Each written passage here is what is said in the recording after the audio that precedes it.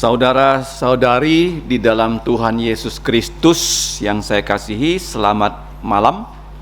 Mari kita memulai kelas kita untuk belajar teologi pernikahan dengan memuji Tuhan 401 Mars Pernikahan, Bridal March.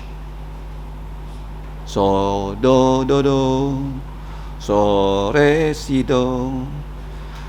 Kita semua 3, 2, 1. Kita semua bergembira, salam Tuhan meneguhkan nikah. Insan 2, 1 padu, sejantung menempuh hidup baru, bersuka cita, puji Tuhan, puji dan syukur diucapkan, puji Tuhan selamanya. Bersatu padu dalam kasih-Nya, sepanjang hidup rukun padu, saling mengasihi, menghormati.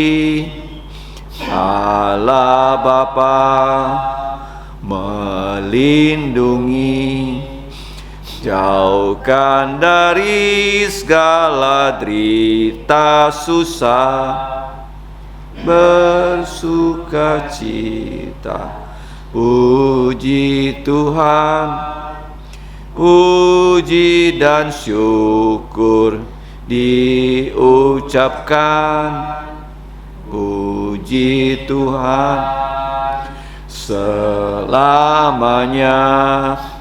Bersatu padu dalam kasih-Nya, berkat Tuhan diberikan, anugerah-Nya pun dilimpahkannya, hidup suci dan berbakti, bersatu padu di dalam kasih, bersuka cita, puji Tuhan, puji dan syukur diucapkan, puji Tuhan selamanya. Bersatu padu dalam kasih-Nya. Mari kita berdoa. Allah Bapa kami yang bertahta kekal di dalam kerajaan sorga, Allah Bapa yang telah menciptakan kami, bahkan telah menyelamatkan kami melalui Putra-Mu, Tuhan kami Yesus Kristus. Pada malam ini kami kembali mengucap terima kasih karena anugerah-Mu, karena belas kasihan-Mu, karena kebaikan-Mu, Engkau telah menghimpun kami di ruang atas ini untuk belajar firman-Mu. Kami menyerahkan kami semua ke dalam pimpinan Engkau. Kami sadar kami orang berdosa, kami sudah berdosa di dalam pikiran, perkataan, dan perbuatan. Tetapi kami bersyukur pengampunan dosa Engkau siapkan untuk kami melalui darah Yesus yang sudah mengalir di atas bukit Kalvari. Mohon ya Bapa, Engkau mengampuni dosa kami, sehingga kami dikuduskan, kami dapat dipenuhi oleh Roh-Mu yang kudus untuk mengerti firman-Mu, supaya kami menjadi pelaku dan pewarta firman-Mu. Ya Bapa, hamba berdoa untuk yang mengikuti kelas pada malam hari ini, suami istri, yaitu Saudara Akyun dan Iyok, dan juga calon-calon pengantin seperti Elizabeth, Yusuf, Sherlyn, Asang. Kami juga berdoa untuk Acing dan Rio, Michael dan Lucy, kiranya mereka dapat menjadi pasangan seumur hidup mereka yang bahu-membahu di keluarga yang akan Engkau bentuk untuk memuliakan nama-Mu. Ya Bapa, kami serahkan kelas ini, kiranya nama-Mu yang dimuliakan. Hanya di dalam nama Tuhan kami Yesus Kristus kami berdoa dan berterima kasih. Amin. Mari kita membuka kitab suci dari surat Rasul Paulus kepada gereja di Efesus. Kita membaca dari pasal 5, Efesus 5 ayat 22. Ayat 22. Kita mulai ayat 22 sampai ayat 24. Kita membacanya dengan satu suara. Efesus 5 ayat 22 sampai 24. Mari kita mulai membacanya kalau sudah terbuka Alkitab kita. 3, 2, 1. Hai istri, tunduklah kepada suamimu seperti kepada Tuhan. Karena suami adalah kepala istri seperti Kristus adalah kepala gereja. Dialah yang menyelamatkan tubuh.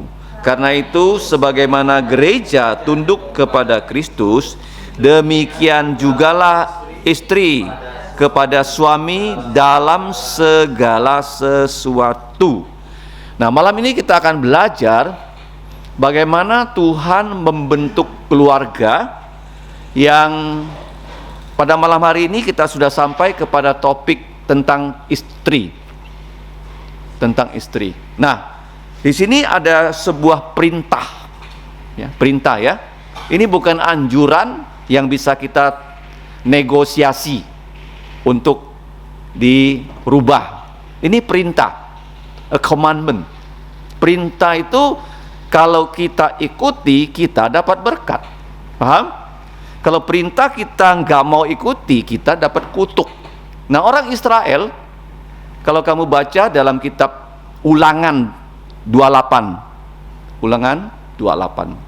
Nah, mereka diperintahkan 6 suku, karena ada 12 suku, harus naik ke 2 gunung. Satu, naik ke gunung Gerizim, ya kan, untuk mengucapkan berkat. Mengucapkan apa? Berkat. Ya, coba dilihat ya, Ulangan 28 ya. Ini menyangkut perintah. Perintah itu bukan main-main ya. Membawa berkat, ya, dan membawa kutuk. Dari pasal 28 kitab Ulangan, 12 suku diperintahkan naik ke gunung Gerizim mengucapkan dari ayat 1 sampai 14 itu berkat. Berkat ya. Nah, sedangkan dari ayat 15 ya, sampai kamu lihat ya, ayat yang terakhir 48 ya, 46. Nah, itu adalah kutuk.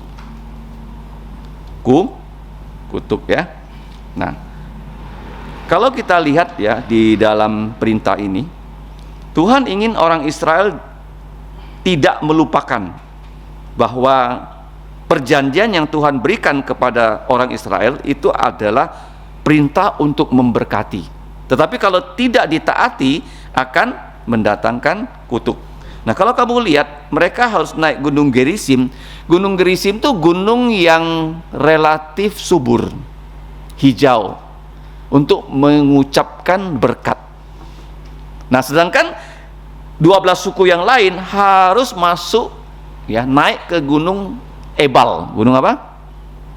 Ebal ya, tolong dilihat ya 2 gunungnya. Gunung Gerizim itu gunung yang hijau, gunung yang permai untuk mengucapkan berkat. Sedangkan 12 suku yang lain diminta Tuhan, diperintahkan Tuhan naik ke gunung Ebal. Jadi ada 2 gunung. Jangan lupa ya.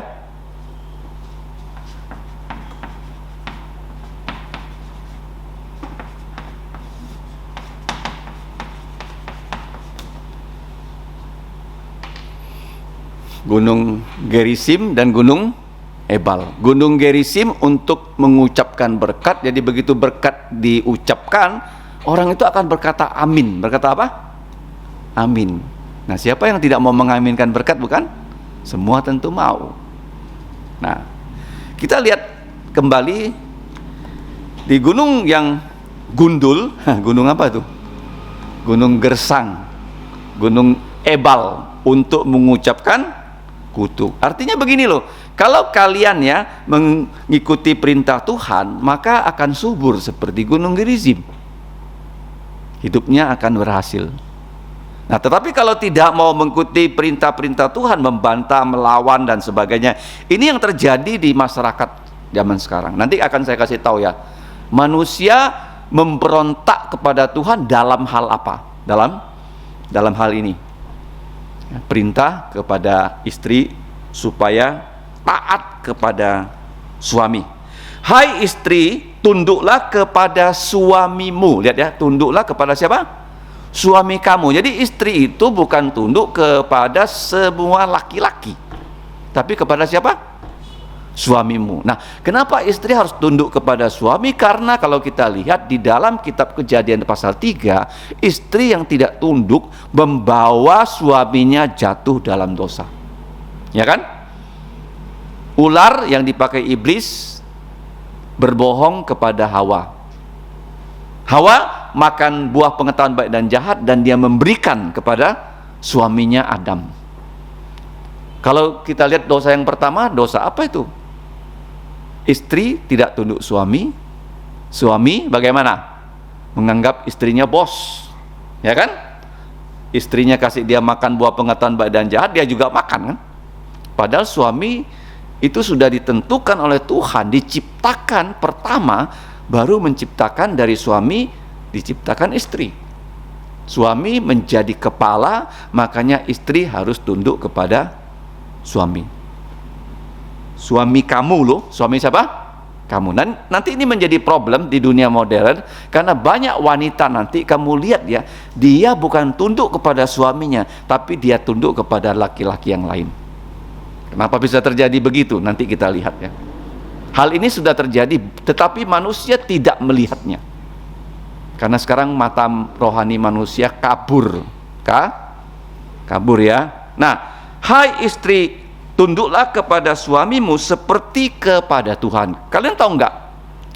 Pernikahan itu adalah pengaturan Allah yang terbaik untuk manusia.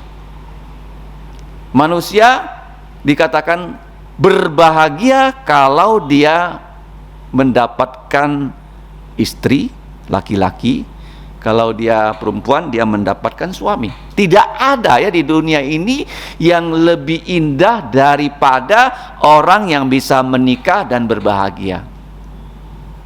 Hanya kalah dengan orang itu percaya Yesus. Paham ya? Hanya kalah itu. Kalau orang tidak percaya Yesus, kebahagiaan apa yang paling bahagia untuk dia? Ya, yaitu dia menikah dengan orang yang dia cintai. Dengan dia cintai. Tapi kamu lihat di sini, perintah itu diberikan pertama bukan kepada suami, tetapi kepada istri.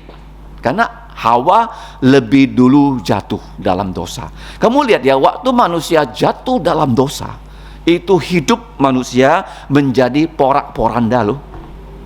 Kalau kamu lihat keluarga hancur, manusia hancur, masa depan orang gak ada dan berantakan, orang miskin, terbengkalai, ya, kehidupannya di daerah kumuh dan sebagainya, itu jangan heran. Jangan apa?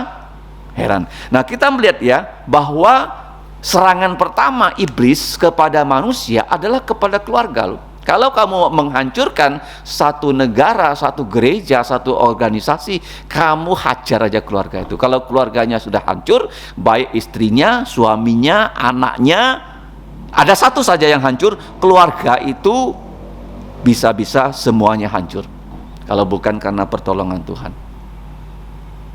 Nah, Adam dan Hawa sudah jatuh dalam dosa. Kalau kita lihat ya akibatnya, tidak jauh-jauh kita lihat di kitab Kejadian saja. Di sana saya sudah cantumkan ayat-ayatnya.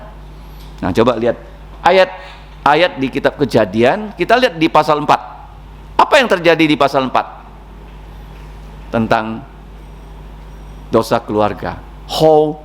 Di situ terjadi dosa poligami. Dosa apa? Dosa apa? Nah, coba kamu periksa ya di rumah ya. Kejadian 4. Ayat mana yang mengatakan ada orang sudah mulai berpoligami? bukan hanya satu istri, tapi dia mengambil lebih daripada satu istri. Dan saya sudah katakan loh, di India ada wanita punya banyak suami, namanya poliandri. Poli apa? Kalau punya banyak istri namanya poligami. Saya baru lihat di YouTube tuh kemarin, Hotman Paris mewawancarai seorang ya dari golongan muslim yang punya 3 istri. 3 apa? Anggota DPR lagi, 3 istri. Kamu bayangkan. Itu melawan firman Tuhan. Makanya bahasa Mandarin, kalau kamu bisa belajar, bagus. Karena bahasa Mandarin ada nilai moralnya. Nilai apa? Nilai moral loh. Nah, ini huruf an kan pernah saya jelaskan. Ini adalah satu rumah. Di bawahnya ada satu wanita. Ini bacanya an, artinya ancient, aman. Aman. Ngerti ya? Bahasa Mandarin tuh ada nilai pengajaran moral di dalamnya. Kenapa? Karena nenek moyang orang Tionghoa itu keturunan Sem. Keturunan siapa? Sem. Kalau kalian bisa belajar bahasa Mandarin, bagus. Tidak seperti bahasa Indonesia ya, dan bahasa-bahasa yang lain. Oke. Jadi di pasal 4 sudah ada dosa yang namanya poligami. Nah, pasal 9, apa yang terjadi? Nuh, dia mabuk. Ketika dia mabuk, 2 putranya tidak berani melihat ayahnya yang dalam keadaan mabuk dan telanjang. Ya kan? Tetapi ada satu putranya yang nggak sadar, namanya Ham. Dia melihat ya, bapaknya yang telanjang. Sehingga Ham itu dikutuk oleh bapaknya bahwa Ham akan menjadi budak dari kedua saudaranya. Jadi pernikahan hidup yang bermoral, yang suci, itu punya konsekuensi loh untuk manusia. Pasal 4 sudah poligami, pasal 9 itu sepertinya apa? Pornografi kan? Melihat orang telanjang. Nah, kalau kita lanjut pasal 16. Coba kalian cek ya apa yang terjadi di pasal 16. PR ya. Dosa apa ya? Tentang keluarga. Pasal 19. Pasal 34. Nah, terakhir itu pasal 38 itu disebut ya sebagai bisa 2 dosa di situ, dosa pelacuran atau dosa incest. Karena dia berhubungan suami istri dengan menantunya. Dan siapa? Menantunya. Bisa disebut incest, bisa disebut sebagai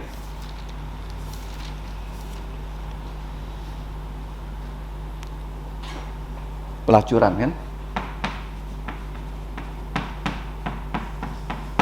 Ya kan? Pasal 38.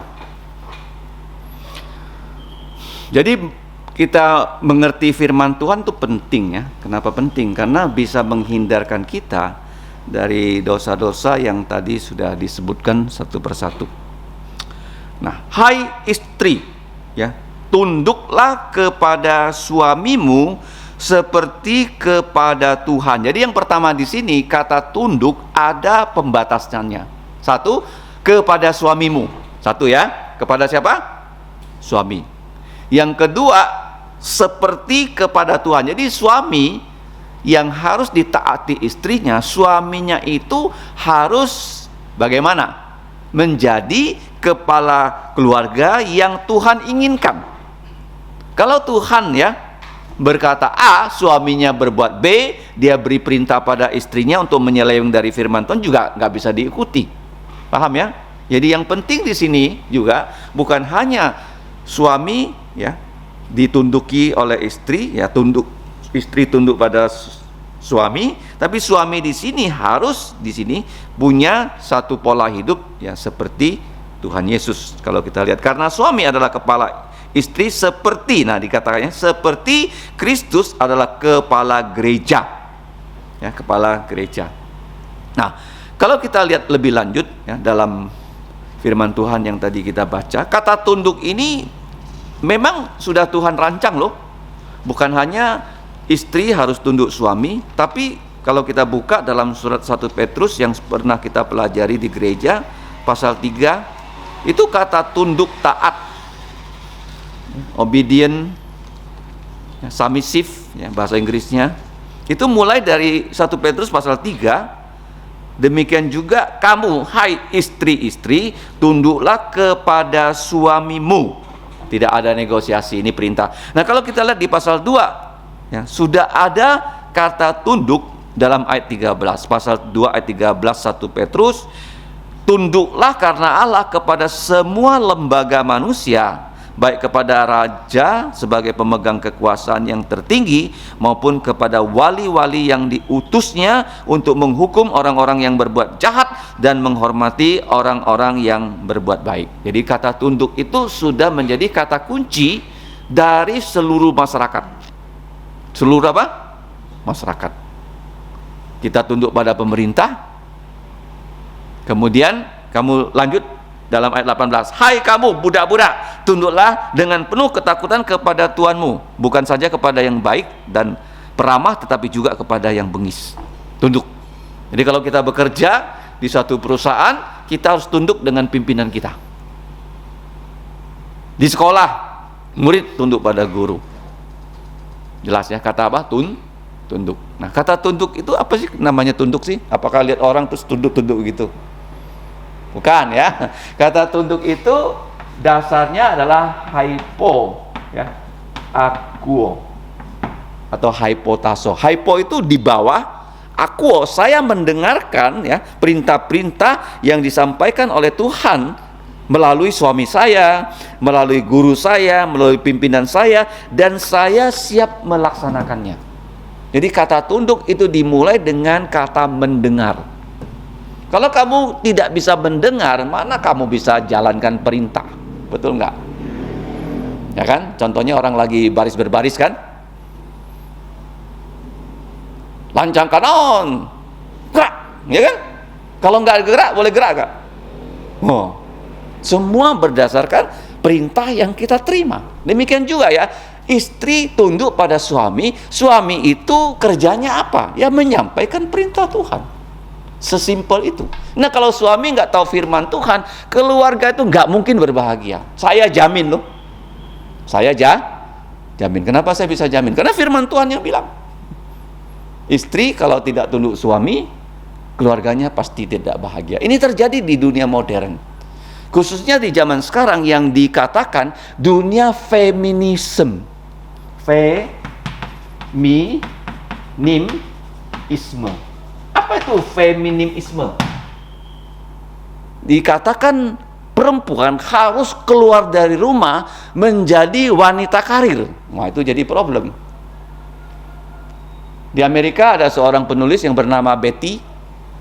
Dia mulai mengajarkan feminisme tahun 1963. Dia berkata begitu dalam bukunya, wanita harus keluar dari rumah jadi wanita karir. Apa yang terjadi kalau wanita karir? Anaknya nggak keurus loh. Anaknya tidak terurus. Nah, kalau wanita menjadi pekerja, apa sih kelebihannya pengusaha mau mempekerjakan wanita? Karena wanita bisa dibayar gaji lebih murah daripada laki-laki. Biasanya begitu. Itu yang pertama ya. Yang kedua, wanita itu lebih gampang diatur-atur daripada laki-laki. Jadi di negara-negara barat tuh wanita yang bekerja itu puluhan juta orang loh. Kamu bayangkanlah, anak kecilnya dititip kepada orang, ibunya sibuk cari duit. Nah, artinya apa? Kalau pekerjaan itu direbut oleh wanita, laki-laki nggak dapat kerja. Laki-laki jadi ngapain? Jadi pengangguran. Bagus nggak? Laki-laki pengangguran terus istrinya kerja, ya kan? Tentu nggak mau loh kalau kamu punya anak kan. Ada yang lamar, oke, nanti anakku yang kerja perempuan, aku dapat menantu laki-laki, dia ongkang kaki, ya nggak bisa. Nah, Kalau lowongan kerja dimasuki perempuan, laki-laki nggak ada dapat lowongan, jadi laki-laki nganggur, bisa timbul kriminal kan. Di kota yang banyak wanitanya bekerja, laki-lakinya nggak kerja, itu kriminalitasnya tinggi. Nah, waktu wanita bekerja, apa yang jadi problem? Yang satu, anaknya nggak keurus. Yang kedua, dia jadi diperintah-perintah laki-laki lain. Betul nggak? Kalau kamu bekerja, bos kamu bilang, kamu nggak boleh pakaian seperti itu, harus pakaian seperti ini. Kira-kira kamu dengar nggak? Kalau nggak dengar, kamu bisa dipecat loh. Padahal dia bukan suami loh, suami dari kamu, tapi memberi kamu perintah. Nah, ini menjadi dilema, ya. Ketika ini terjadi, ya, banyak keluarga itu hancur. Anak-anak itu nggak ada mendapatkan kasih sayang orang tua. Bapaknya kerja, mamanya kerja. Nah, ada orang bekerja, dua-duanya bekerja bukan karena masalah mereka nggak cukup keuangannya. Bapaknya bekerja sudah cukup untuk keluarga itu. Tetapi mamanya mau bekerja karena seperti di Singapura, kalau dua orang bekerja, mereka hidupnya bisa lebih mewah. Lebih apa? Mewah. Biasanya kalau bapak bekerja hanya bisa tinggal di HDB. Nah, kalau mamanya bekerja kan ada double income. Bisa tinggal di kondominium yang ada kolam renangnya, ada sport clubnya. Jadi masalah apa yang membuat wanita bekerja? Satu, konsumenisme. Nah, wanita ingin lebih. Dia tidak puas kalau pakaiannya hanya begini-begini yang dibelikan suaminya. Dia mau ikut mode kan? Ya, kalau ikut mode kan mahal. Jadi dia bilang dia mau bekerja. Kalau dia bekerja, siapa yang ngurus anak? Anak yang tidak diurus oleh mamanya biasanya jadi masalah. Jadi apa? Masalah besar sekali. Ya. Nah, jadi kita lihat di sini. Kenapa di sini, hai istri-istri, kamu harus tunduk kepada suamimu seperti kepada Tuhan. Itu artinya seorang kalau dia berani menikah, dia harus bisa menafkahi keluarganya, kasih makan istrinya, kasih makan anaknya. Jangan sampai dia menikah, istrinya pun harus carikan nafkah untuk keluarga itu, sehingga anaknya nggak terurus dan jadi keluarganya berantakan. Zaman sekarang berbahaya sekali loh, ancaman-ancaman narkoba, ya kan, kehamilan di luar nikah, kenakalan remaja, kalau di Jakarta anak-anak berkelahi dan sebagainya. Nah, kalau ada ibu menjaga, nanti kita akan masuk ya dalam Amsal 31. Tugas seorang wanita itu di mana loh? Di rumahnya loh. Di mana? Di rumah. Tugas wanita itu bukan di luar rumah. Rumah ini teritorinya wanita. Bapak tugasnya di luar, cari nafkah. Itu penting ya. Nah, kita lihat di sini, hai istri, tunduklah kepada suamimu seperti kepada Tuhan, karena suami di sini adalah kepala istri, seperti Kristus adalah kepala gereja, dialah yang menyelamatkan tubuh. Efesus 5, ini kalau kita lihat ada padanannya ya dengan kitab Titus ya.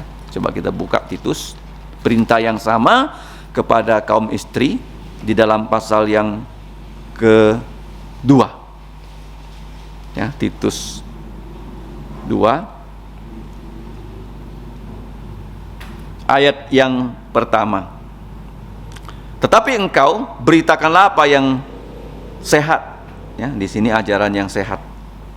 Ajaran yang sehat. Laki-laki tua hendaklah hidup sederhana, terhormat, bijaksana, sehat dalam iman, dalam kasih dan dalam ketekunan. Nah, kemudian di sini demikian juga perempuan-perempuan yang sudah tua. Jadi ibu-ibu yang sudah berkeluarga, mereka haruslah hidup sebagai orang-orang yang saleh. Nah, saya sudah katakan ya, kata ibadah itu kata apa? Saleh ya. Adalah karakter Kristus yang diberikan pada kita. Jadi tidak betul kalau kita bilang, oh ibadahnya jam berapa? Ibadah nggak ada jamnya. Kalau yang ada jamnya kebaktian. Ibadah apa? Kesalehan. Ya, begitu kita percaya Yesus, karakter Kristus, kasihnya Kristus, sukacitanya dan damainya dan seterusnya, Tuhan Yesus berikan kepada kita. Menjadi orang-orang yang saleh, yang beribadah, jangan memfitnah, jangan menjadi hamba anggur, tetapi cakap mengajar hal-hal yang baik.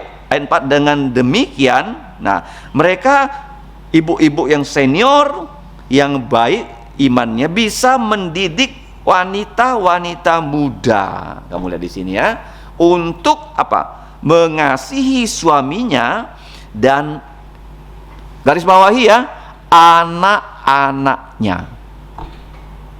Anak-anaknya. Jadi ingat ya, tanggung jawab ya, mendidik anak itu memang bapak sebagai kepala keluarga, tapi di sini dikatakan peran dari seorang ibu.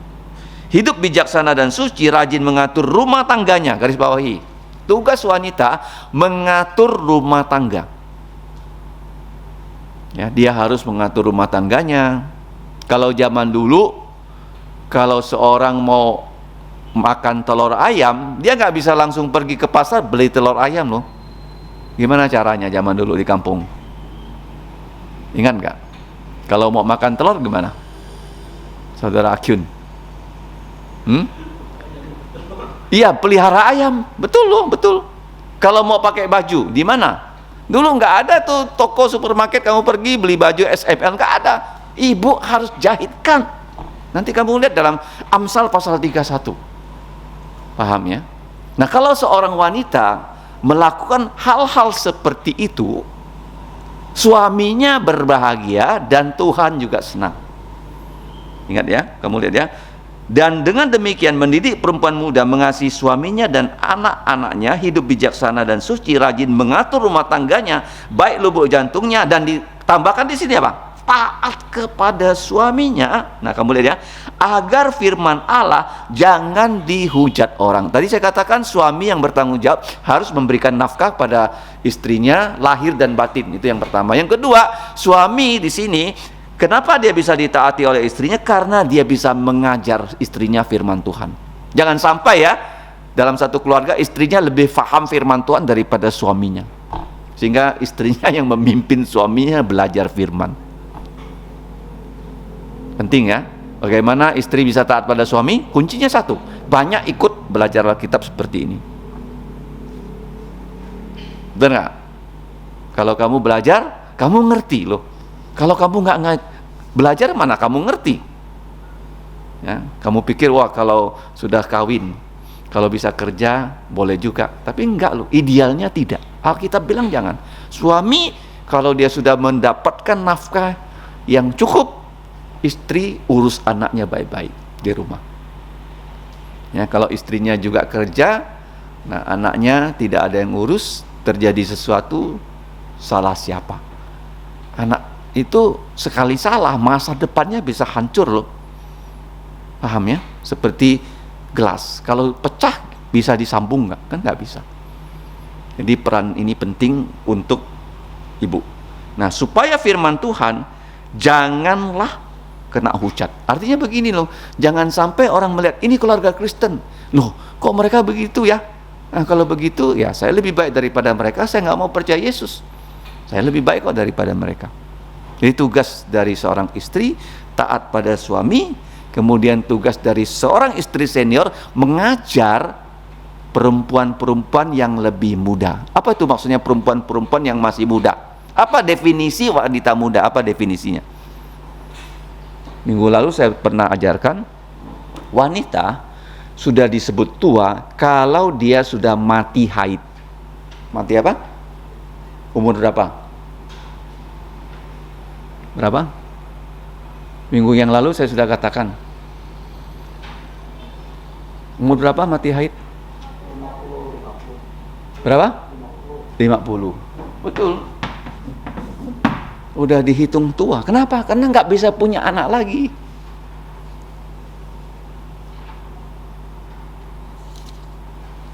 Dia sudah disebut wanita sejak dia sudah datang haid. Karena sejak wanita itu datang haid, dia sudah bisa punya anak. Seperti Maria itu bukan usianya sudah tua sekali loh. Maria itu belasan tahun loh, masih gadis yang muda. Dia menikah dengan Yusuf ya, tapi belum sempat nikah, baru tunangan, dia sudah dipakai rahimnya untuk Tuhan Yesus. Minggu lalu saya baru berkhotbah di gereja. Nah, firman Tuhan, kenapa orang berdosa Tuhan bisa pakai untuk menulis Alkitab yang tidak ada salah? Musa orang berdosa, kenapa hasilnya hukum Taurat yang ditulis Musa tidak ada salah cacatnya? Kok bisa? Petrus orang berdosa, Paulus orang berdosa, kenapa produk yang keluar karena diilhami oleh Roh Kudus itu hasilnya tidak ada sama sekali kesalahan? Karena apa? Ada kuasa Roh Kudus. Seperti Maria orang berdosa enggak? Berdosa. Tetapi kenapa rahimnya bisa dipakai oleh Yesus yang adalah Roh masuk ke dalam rahim Maria melalui kuasa Roh Kudus, dan Yesus lahir tidak ada dosa. Ya, seperti firman Tuhan dalam bahasa asli itu begitu loh. Orang banyak nggak ngerti loh. Kok bisa ya firman Tuhan itu tidak ada salahnya yang ditulis oleh orang berdosa? Bisa, karena dipimpin oleh Roh Kudus. 2 Timotius 3:16, inspirasi namanya. Ya, untuk mengingatnya adalah tentang Maria yang adalah manusia biasa berdosa tapi bisa melahirkan Tuhan Yesus yang sama sekali tidak ada dosa.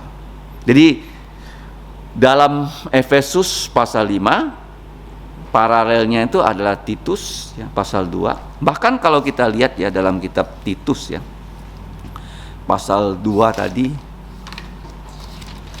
dikatakan ya, wanita itu dia bukan hanya diminta mengurus rumah tangga saja, tapi kalau kita lihat ya di pasal 2 ayat yang ke-15 ya, Titus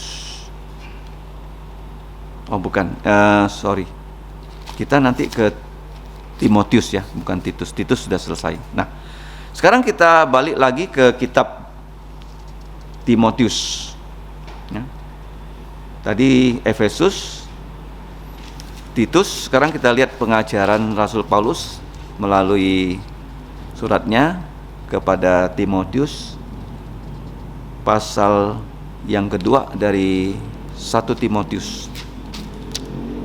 1 Timotius pasal 2 ayat 11. 1 Timotius 2:11. Saya bacakan di sini, seharusnya perempuan berdiam diri dan menerima ajaran dengan petuh. Aku tidak mengizinkan perempuan mengajar dan juga tidak mengizinkannya memerintah laki-laki. Hendaklah ia berdiam diri, karena Adam yang pertama diciptakan, kemudian barulah Hawa. Lagi pula bukan Adam yang tergoda lebih dahulu, melainkan perempuan itulah yang tergoda dan jatuh ke dalam dosa. Ayat 15 ya. Tetapi perempuan akan diselamatkan karena dia di sini melahirkan anak. Bukan hanya melahirkan anak ya, juga mendidik anak, asal dia bertekun dalam iman dan kasih dan pengudusan dengan segala kesederhanaan. Ini kuncinya ya. Wanita ya, bukan hanya taat pada suami, tapi dia bisa melahirkan anak dan mendidik anak-anaknya.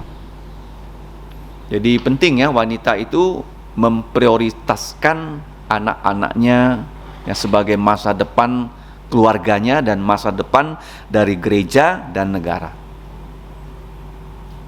Nah, ada orang bilang begini ya, pernikahan itu memang rumit ya. Sebelum orang menikah, mereka bisa saja loh membuat perjanjian yang isinya mungkin belasan halaman. Ini diatur, itu diatur, ini diatur, supaya pernikahannya menjadi lancar. Ternyata enggak juga loh. Pernikahan itu memang waktu menikah ya terasanya ada bulan madu di bulan-bulan pertama, tapi setelah itu ya dua orang berdosa tinggal satu rumah, kadang-kadang perbedaan pendapat ya, kalau satu nggak mau ngalah, satu keras, wah lama-lama berantem, bisa-bisa lama nggak cocok dan sebagainya, bisa terjadi perceraian. Ya, itu yang menjadi bahaya ya dalam kehidupan berkeluarga. Makanya di sini kita lihat ya, di dalam surat-surat ya, baik dari Petrus ya, Paulus, semua ditekankan tentang kehidupan suami istri. Kalau di dalam gereja keluarga itu tidak baik, gerejanya juga tidak baik. Nah, kalau kita lihat lebih lanjut ya, bukan hanya di surat 1 Timotius, setelah kita belajar Efesus dan Titus, sekarang kita lihat di kitab yang lain yang ditulis juga oleh Rasul Paulus dari 1 Korintus ya, 1 Korintus pasal yang ke-11.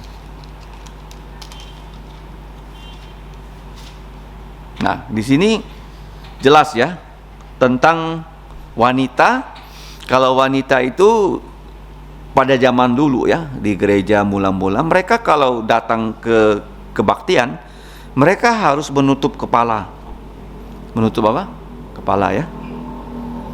Nah, seperti pakai kain begini ya. Kenapa ditutup kepalanya? Itu tandanya wanita itu akan taat kepada suaminya, seperti laki-laki ya taat kepada Tuhan Yesus, atau seperti gereja taat pada Tuhan Yesus. Nah, coba kita baca ya, pasal 11. Hiasan kepala wanita. Sebab aku memuji kamu, sebab dalam segala sesuatu kamu tetap mengingat akan aku dan teguh berpegang pada ajaran yang kuteruskan kepadamu. Tetapi aku mau supaya kamu mengetahui hal ini, yaitu kepala dari setiap laki-laki adalah Kristus. Nah, sedangkan kepala perempuan adalah laki-laki dan kepala Kristus adalah Allah. Nah, setiap laki-laki kalau dia mau berdoa, bagaimana? Kepalanya bagaimana? Tidak boleh ditutup. Kalau ditutup menghina Tuhan. Tetapi kalau perempuan, kalau berdoa atau bernubuat, kepalanya kalau tidak ditutup, dia menghina bagaimana?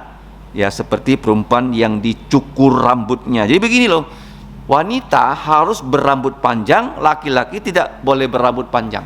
Kenapa rambut panjang wanita itu menandakan dia adalah wanita yang taat. Kalau digunduli wanita itu artinya dia wanita yang memberontak. Seperti di Amerika tahun 63 itu ada orang berseru, wanita kamu jangan dijajah laki-laki, kamu bisa pergi keluar bekerja. Tapi 20 tahun kemudian setelah nasihat jahatnya dari Betty itu dilaksanakan oleh orang Amerika, ada lebih dari 50 juta perempuan Amerika itu bekerja. Yang terjadi, keluarganya hancur. Keluarga apa? Hancur. Bahkan ada seorang ibu yang bersaksi loh, dia terpaksa bekerja. Kenapa terpaksa bekerja? Karena suaminya pemabuk. Akhirnya mereka berpisah dan dia punya 3 anak. Dia harus bekerja. Jadi waktu dia bekerja, anaknya kemana? Titip sana, titip sini.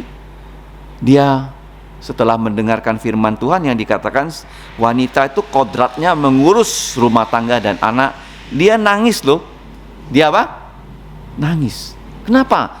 Dia harus mencari nafkah untuk anak-anaknya. Padahal kita mengatakan suami harus memberikan nafkah pada istrinya dan anak-anaknya. Dia setelah mendengarkan firman Tuhan seperti itu, dia mulai bilang sama bosnya, juga orang Kristen loh. Bos, sesuai Alkitab, seharusnya saya ada di rumah. Tolonglah bos, kasih saya pekerjaan yang bisa saya lakukan di rumah. Gaji saya diperkecil nggak apa-apa, asal saya bisa melihat dan membimbing anak-anak saya. Kenapa begitu? Karena anak-anak sekarang, ya, kenapa sekarang banyak les? Karena pelajaran di sekolah susah loh. Susah loh. Seharusnya orang tua bisa bimbing anak. Nah, kalau orang tua yang baik, dia bisa membimbing anak, anaknya sebenarnya nggak perlu les, karena ibunya bisa mengajar anak-anaknya. Ada kesaksian khususnya anak otis. Saya lihat 2 hal ya, anak otis ya. Dia tidak bisa diterima di sekolah normal, tapi ibunya minta loh supaya anaknya bisa sekolah, dan ibunya mendampingi anaknya sekolah. Pada SD diizinkan karena anak ini autis, dan anak ini ya sampai sekarang masih autis. Dia sudah tamat kuliah komputer lagi. Itu anak autis yang di Jakarta. Saya juga tahu anak autis yang di Pontianak. Jadi dia nggak begitu autis, tapi dia ya sedikit lah. Jadi waktu dia kuliahnya juga komputer di Widya Dharma. Nah, dia tentunya kalau orang autis dia kurang fokus, kok bisa lulus dia? Mamanya ikut kuliah sama dia loh. Sehingga mamanya membimbing dia, akhirnya dia lulus tuh. Setelah dia lulus, bukan hanya dia ahli komputer, mamanya pun tambah ahli dalam komputer. Karena mamanya itu satu universitas dengan istri saya. Saya tahu anaknya tuh. Kalau ketemu saya di mall, dia nyapa saya. Padahal dia autis loh. Kok bisa selesai sekolah? Mamanya. Jadi peran ibu itu penting loh. Ya, mengerti ya? Nah, ibu ini setelah dia minta sama bosnya, kurangilah gaji saya supaya saya bisa mengurus anak saya. Karena anaknya 3 loh, pelajarannya berat-berat. Ya, kalau dia kerja, waktu dia pulang dia nggak ketemu anaknya, dia merasa sebagai ibu nggak baik. Tapi bosnya nggak izinkan dia. Kamu bayangkan? Dia bilang kepada hamba Tuhannya, ya, tolong doakan ya, supaya dia bisa ya memiliki kehidupan yang lebih baik. Satu kuncinya dia bilang ya, supaya suaminya bertobat. Suaminya apa? Bertobat. Nah, kalau Allah sudah satukan suami istri, dia mau loh suaminya itu menjadi orang bertanggung jawab. Dia mau ya, dia bukan mau keluarga itu berantakan. Dia mau suami bertanggung jawab supaya suami ya bisa menafkahi seluruh keluarganya dan istri bisa menghandle anak-anaknya. Nah, kalau kita lihat di sini yang berikutnya tentang wanita ya, yang bijak dalam Amsal 31. Jadi malam ini kita belajar tentang peran seorang istri ya dalam kitab suci itu seperti apa. Coba kita lihat dalam pasal 31 mulai dari ayat 10 sampai 31. Ini setiap ayatnya dalam bahasa asli ya. Coba kamu lihat berapa ayat tuh dari 10 sampai 31. Berapa ayat? Berapa? 21 tambah 1. 22 ayat kan? Nah, kenapa 22 ayat? Karena abjad bahasa Ibrani ada 22. Alef, Bef, Gimel, Dalef, He, Waw, Zain, Ke, Teh, Yot, Kaf, Lame, Mem, Nun, Same, Ain, Te, ya, Sadi, Kore, Sin, Sintau, 22 abjad. Setiap ayat dimulai dengan ABC-nya Ibrani. Ayat 10 dari Alef, 11 Bef, 12 Gimel, ya, 13 Dalet. Paham? Setiap ayat disusun dengan ABC-nya bahasa Ibrani. Kenapa dengan ABC? Karena Tuhan ingin setiap wanita jangan lupa. Kalau kamu hafal ABC, kamu mau bilang, itu apa ya? Dalam 1 Petrus kita sudah belajar, 2 Petrus kita sudah belajar, 2 Petrus pasal 1, apa itu pelajarannya? Allah itu adil. Allah itu apa? Adil. B apa? Allah itu beri kelimpahan dalam anugerah. C, ciptaan baru. D, doktrin Kristus. E apa? Ekspresikan karakter Kristus. F itu apa? Bebas, free dari perbudakan dosa. G ada 9 ya, faktor matematika rohani. Apa saja tuh 9 faktor matematika rohani. Jadi dia ingin kita ingat. Apa itu 9 faktornya? Rajin, iman, bajik itu melakukan kebaikan. Terus T apa? 1 Petrus, sekarang 2 Petrus. Apa tuh T-nya? T itu pengetahuan, ya kan? Baru setelah itu kusasa, kuasai diri. Terus saleh, sabar, ya, sabar saleh. Baru kasih kepada saudara, kasih kepada semua orang. Itu yang 9 atau G. Naha, hasilkan buah. I, ingat selalu dosa kita sudah dihapus. J, ya, janganlah kerajinan kita kendur untuk mengingatkan orang. K, masuk ke dalam kerajaan Allah. L, kita laksanakan senantiasa ya pekerjaan untuk mengingatkan orang-orang percaya. Jadi kenapa ditulis dengan A, B, C, D dalam abjad Ibrani? Supaya wanita-wanita bisa selalu mengingatnya. Alef, Bef, Gimel, Dalef, He, Wau, Jain, Khe, Teh, Yot, Kaf, Lame, Menum, Same, Ain, P, Zadi, Kore, Sin, Sintau. Nah, ada lagunya ya, lagunya McDonald. Ya, gampang sebenarnya ya. Alef, Bef, Gimel, Dalef. Nah, coba kamu lihat di situ. Yang pertama apa? Apa yang diajarkan ayat 10? Istri yang cakap, siapa yang mendapatkannya? Kenapa disebut lebih berharga?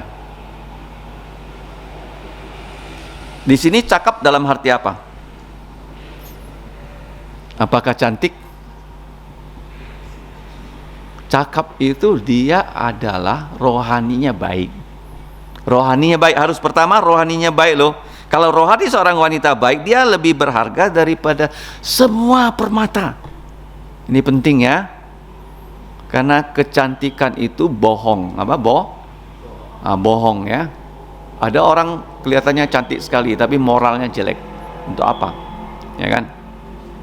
Nah, yang kedua apa? B-nya, Alef, Beb. Jantung suaminya percaya kepadanya, suaminya tidak akan kekurangan keuntungan. Apa itu? Tidak ternilai. Nah, tidak ternilai. Jadi wanita yang rohani itu gak bisa kamu nilai dengan uang berapapun juga. Ya kan? Makanya ada namanya harga diri, apa? Harga diri ini tak terhingga loh. Misalnya harga diri, jadi seorang menteri 10M, dia sogok 10M, tangkap KPK, habis dia. Harga diri itu gak ternilai. Ya, seperti Yesus bilang, kamu sembah saya. Iblis bilang, aku kasih kamu semua kerajaan. Yesus bilang, kamu harus sembah Tuhan, gak boleh saya sembah kamu. Ngerti ya? Harga diri tidak ada batasnya. Ingat ya, tak ternilai. Kemudian ayat 12 apa? Ia berbuat baik kepada suaminya dan tidak berbuat jahat sepanjang umurnya. Apa itu? Dapat dipercaya. Nah, tulis di situ ya. Karakter wanita tuh harus dapat dipercaya.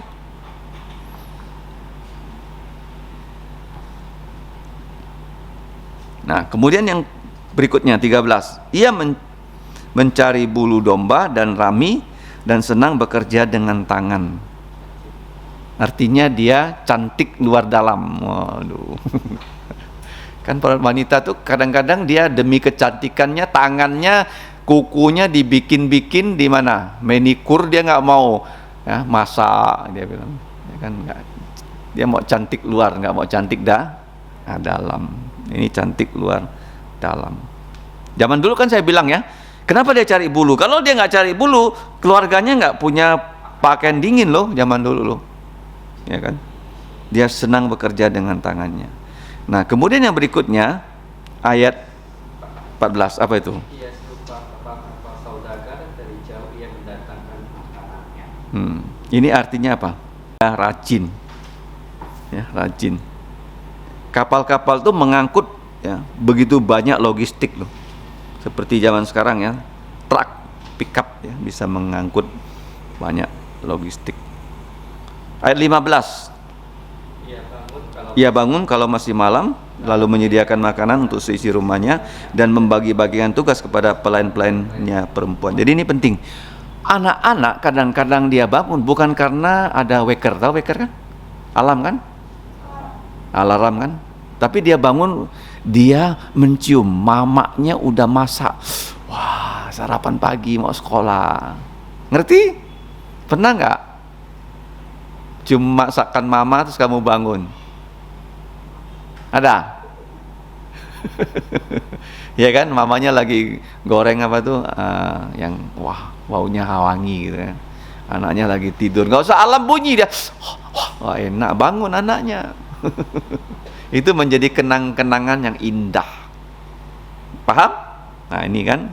Kemudian dia mengatur pelayan-pelayan ya, karena ini zaman dulu ya, pertanian ya, kebun di rumah dia ada pelayan yang ngurus dan sebagainya. Dia harus rajin ya. ataupun dapat ya, memanage ya keluarganya dengan baik. Ayat 16. Ia membeli sebuah ladang yang diingininya dan dari hasil tangannya kebun anggurnya ditanaminya.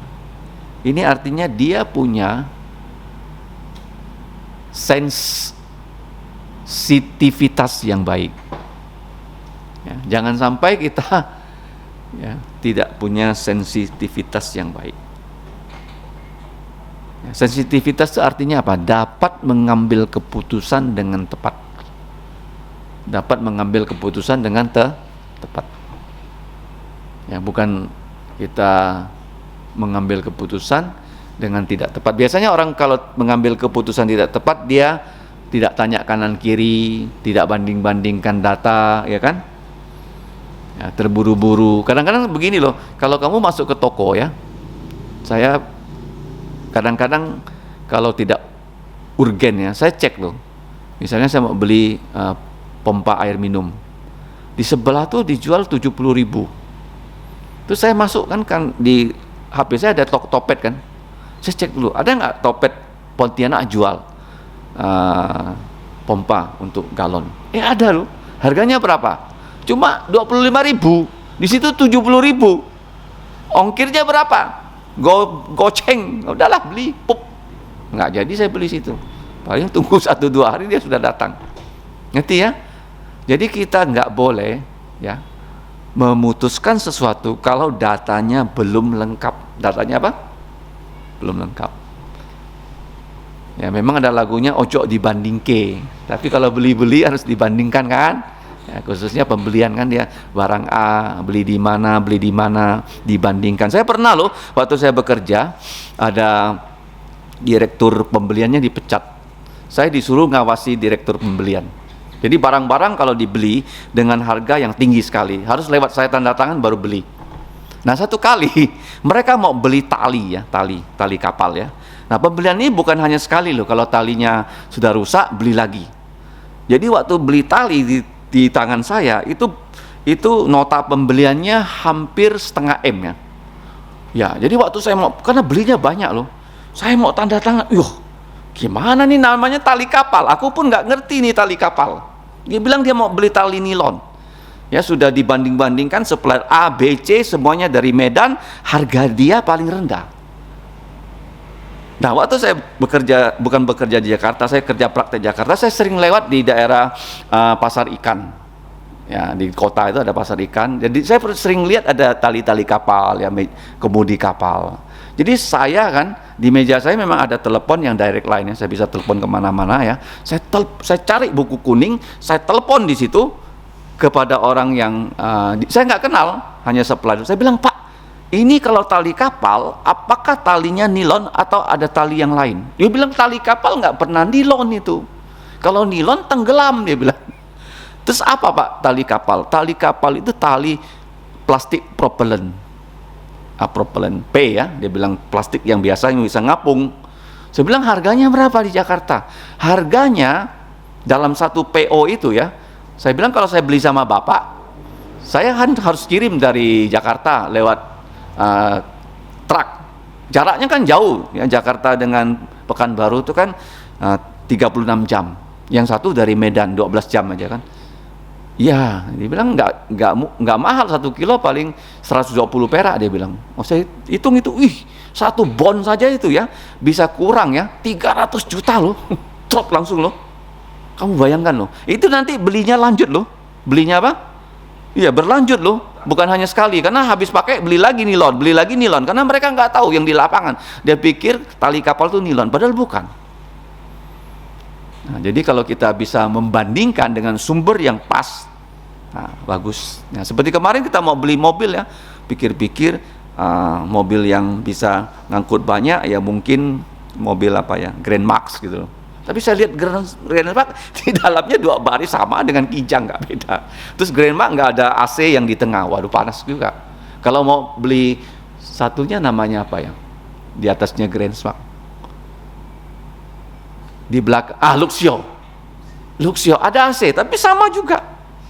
Lama-lama saya pikir coba kita punya Arfat kan. Tapi Arfat kan mahal gitu loh. Tapi cari-cari, ada yang mirip Alphard itu, Hyundai-nya Korea.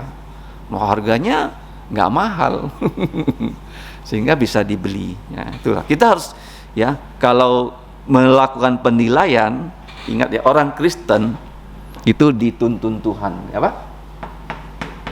Dia apa? Ya, dituntun loh. Bukan karena kita pintar loh, bukan loh. Tuhan menuntun kita sehingga apapun ya yang terjadi dalam hidup kita, kita bisa saksikan loh, itu pimpinan Tuhan. Pimpinan Tuhan loh. Nah, bukan karena kita lebih smart dari orang lain, enggak. Ya, Tuhan yang memimpin ya apapun kebaikan yang kita terima. Dia bukan hanya membeli tapi dia menanam ya kebun anggurnya. 17 apa tuh komentarnya? Ia mengikat pinggangnya dengan kekuatan. Dia menguatkan lengan. Nah, apa itu? Dia orang yang sehat. Kalau nggak sehat dia nggak bisa kerja. Ya, jadi ibu rumah tangga harus sehat jasmani rohani, dan dia bukan hanya sehat, tapi dia bisa menggunakan kesehatannya bekerja keras. Ada orang sehat tapi dia malas. Ya Pak?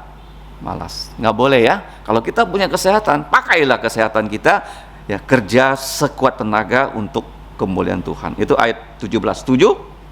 Sehat dan rajin. Sehat dan rajin. Nah. Ayat 18. Ia tahu akan pendapatnya menguntungkan, pada malam hari pelitanya tidak padam. Ya, dia itu kamu lihat ya, ia tahu pendapatannya menguntungkan. Kalau pendapatan menguntungkan itu apa? Sukacita kan? Terus malam hari pelitanya tidak padam, artinya keluarga ini, ibunya ini bukan hanya orang yang efektif dan efisien. Dia adalah orang yang double E, efektif, efisien. Yang pertama tuh menguntungkan tuh efektif. Kalau yang kedua, pelita tak padam, efisien, tak boros. Tak apa? Tak boros dong. Kalau pelitanya boros, udah padam. Malam belum habis, ya pelitanya udah padam. Makanya sekarang ada lampu LED kan? Sekarang ada lampu dari sinar matahari lagi. Nah, itu efisien. Kalau efektif, untung. Ya, efisien dan efektif. Yang berikutnya, ayat yang ke-19, kita selesaikan dan kita selesai. Apa ayat 19? Tangannya ditaruh pada jentera. Jentera. Jari-jarinya memegang peminta. Nah, apa itu? Apa komentarnya?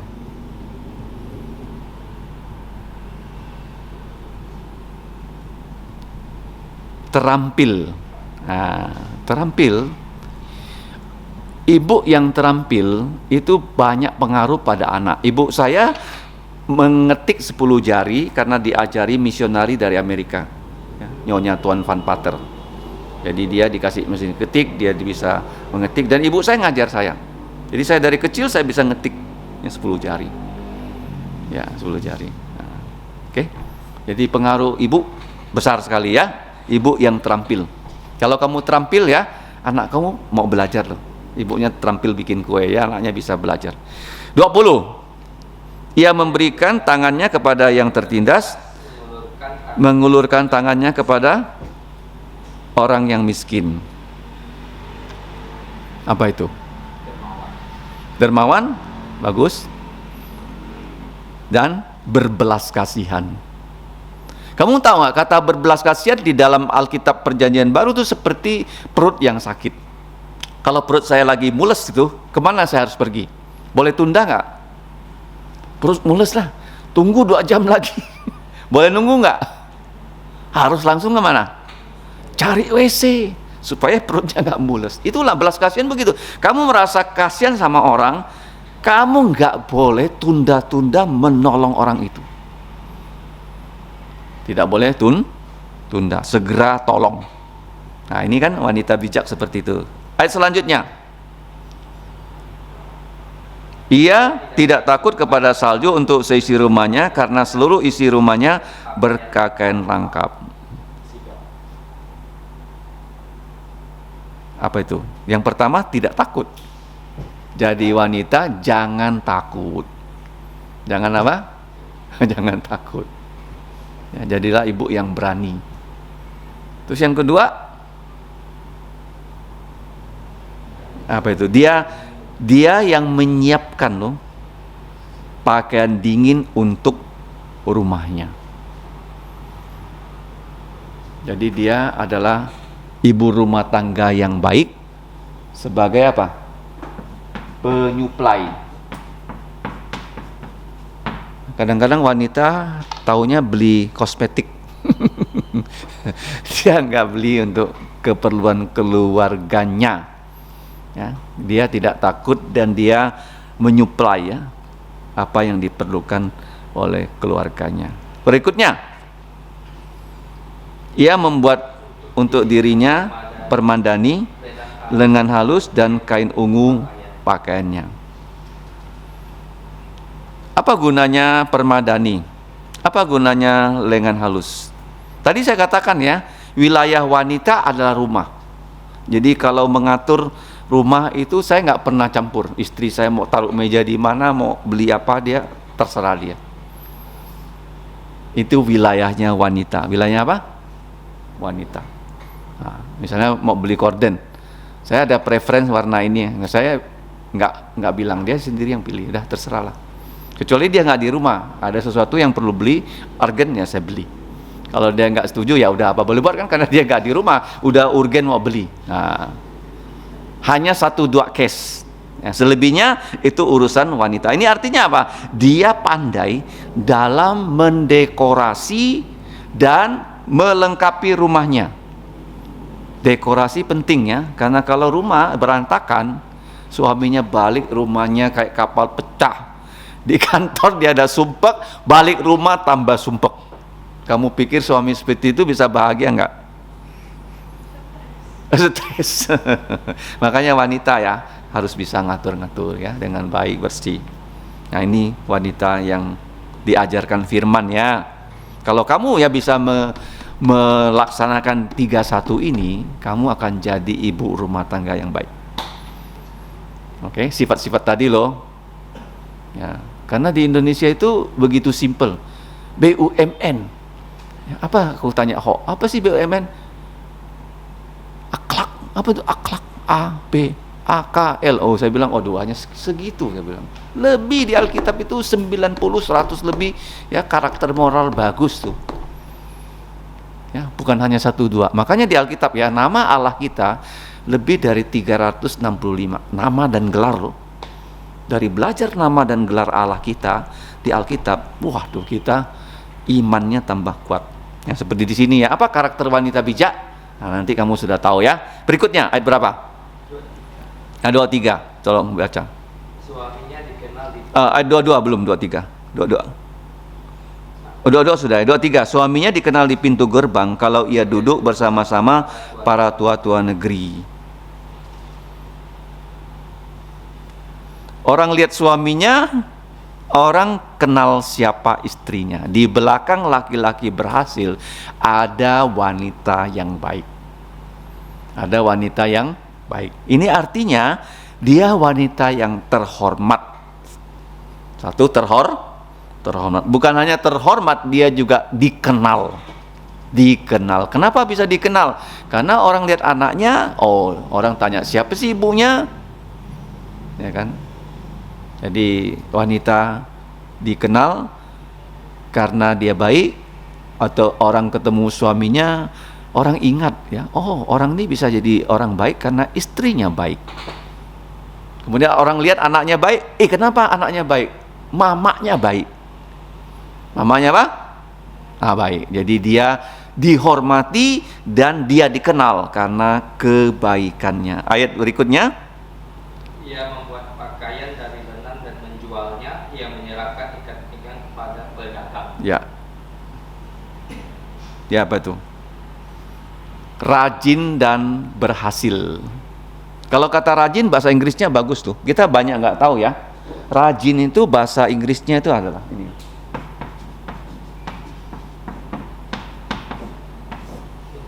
Industri. Ya, industri itu artinya rajin. Nggak mungkin ya Orang bilangnya kerajinan tangan. Bahasa Inggrisnya apa? Home industry, ya kan? Kalau orang nggak rajin nganyam itu misalnya basket itu apa tuh? Basket itu apa bahasa Indonesia?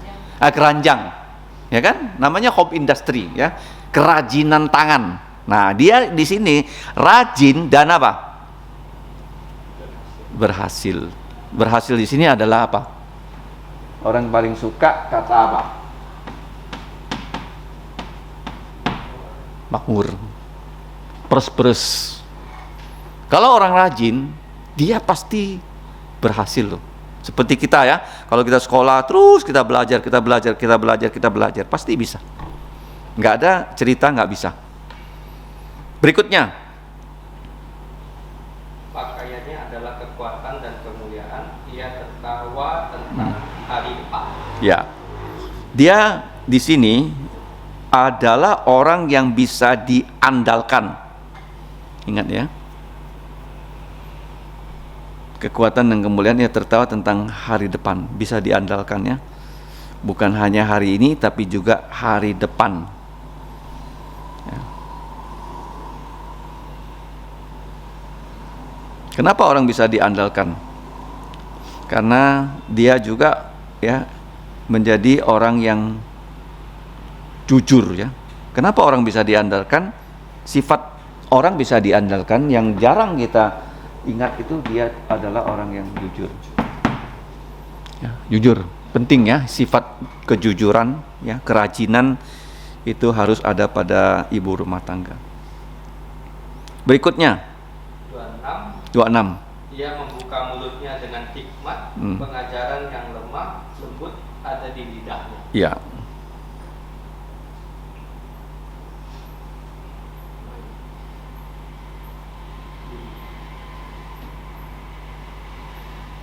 Bahasa yang kita bilang di ayat ini semuanya adalah wanita bijak. Dia adalah wanita bijak.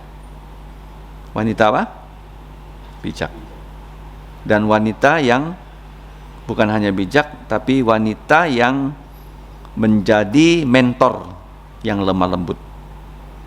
Kalau mentor itu harus lemah lembut ya. Kalau kamu beri nasihat pada orang dengan membentak-bentak ya, ataupun dengan kasar, orang nggak mau terima apa yang kita sampaikan walaupun itu baik. Ngerti ya? Jadi dia berhikmat, dia bukan hanya berhikmat tapi dia bisa memberi nasihat pada orang ya, sehingga orang yang dinasihati bisa ya, berubah menjadi baik dari yang tidak baik. Berikutnya 27. Ia mengawasi segala perbuatan rumah tangganya, makanan kemalasan tidak dimakannya. Apa itu? Kalau dia mengawasi, kata awas itu apa? Awas itu waspada. Ya, awas waspada atau hati-hati. Dia wanita yang hati-hati. Jadi dia hati-hati segala. Kata hati-hati ini, awas bahasa Inggrisnya tuh prudent. Ya, prudent ya. Makanya ada asuransi namanya prudensial ya. Prudent. Ya, prudent. Dia itu waspada, hati-hati, prudent. Kemudian kalau kita lihat lebih lanjut, makanan kemalasan tidak dimakannya. Artinya dia bukan orang malas. Ya. Jadi jangan kita malas ya dalam mengawasi keluarga kita. Ayat 27, sekarang ayat 28. Putra-putranya dan menyebutnya berbahagia. Pula suaminya memuji dia. Dia dihormati oleh seluruh keluarganya. Ya, dihormati oleh seluruh keluarganya. Ini penting loh, menjadi ibu yang ya, dihargai suami dan menjadi ibu yang dihargai oleh anak-anak. Ya, jangan sampai kalian sudah menikah, suaminya tidak menghargai. Karena kenapa nggak menghargai? Karena kriteria-kriteria yang disebut di sini kamu nggak miliki. Paham ya? Kan ada berapa kriteria di situ? Ada 22 ayat loh. Ada berapa ayat? Nah, 22. Lanjut. 29. Banyak wanita telah berbuat baik, tetapi kau melebihi mereka semua.